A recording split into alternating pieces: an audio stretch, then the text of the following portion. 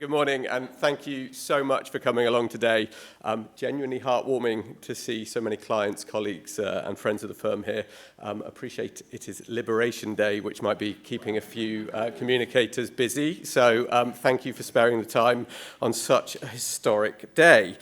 For those that don't know me, I'm Dan Smith. I'm the Deputy CEO of Headland. This is the second chapter of our collaborative corporate series. The first having been back in late 2023, a lot has happened since. What lies behind the series is an exploration of how business relates to what we call the grand challenges that we all have in common. They are the long-term trends and issues which are complex, fast-moving, and for which there are no easy solutions to reach for. For example, the rise and adoption of AI, the climate and nature crises, energy, food, and water security.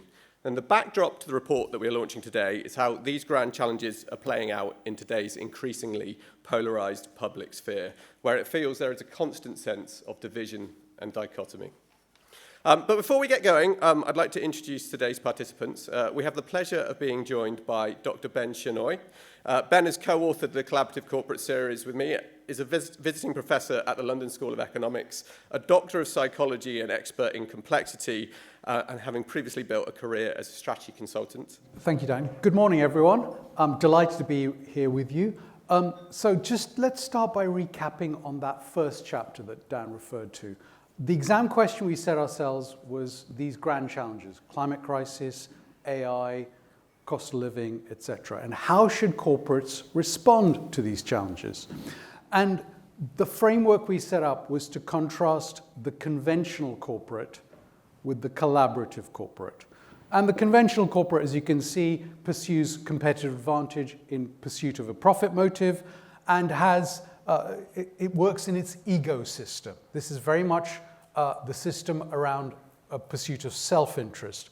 And you can see, I won't go through the rest of it, but you can see a pretty classic conventional playbook of tactics that we would all recognize. And in contrast to that, we said, well, let's posit the collaborative corporate, which pursues collaborative advantage in pursuit of collective interest. And so in the spirit of collective interest, it's much more about the ecosystem, much wider, not just the corporate, not just the supply chain, but a whole bunch of actors who are interested in the grand challenge. And we posited in there, again, I'm not going to take you through the slide, but we posited in there that collaborative corporates, in pursuit of this collaborative advantage, need to engage with their stakeholders much more broadly and much more deeply than we might conventionally think. And we talked about stretch collaboration. So collaborating with people with whom you might not have many interests, any common goals. In fact, who might be opposed to you. So a very possibly uncomfortable form of collaboration that we posited. And just to summarize this, we said that this is not either or. Increasingly, corporates have to do both and pursue self-interest and collective interest at the same time. Dan.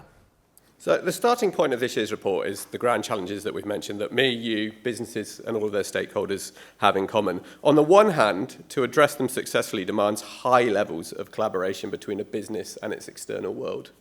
But on the other, these grand challenges are also highly contentious areas of public debate that in today's social media-led environment often elicit divided opinion. For pretty much all businesses, there is now an ongoing tension between acting collaboratively to succeed in the face of these grand challenges with the way that these actions taken against them are judged and portrayed by polarised and often visceral elements of public opinion. Indeed, this potentially explosive collision course between collaborative actions and polarised opinion is inevitable for a corporate operating and communicating in today's world. And this collision course presents polarisation risk for a business, which can lead to significant reputational and commercial harm. And today's report focuses in on these collision courses between collaboration and polarisation, taking a deep look at how businesses can both identify it, effectively mitigate it, and even harness it to their advantage.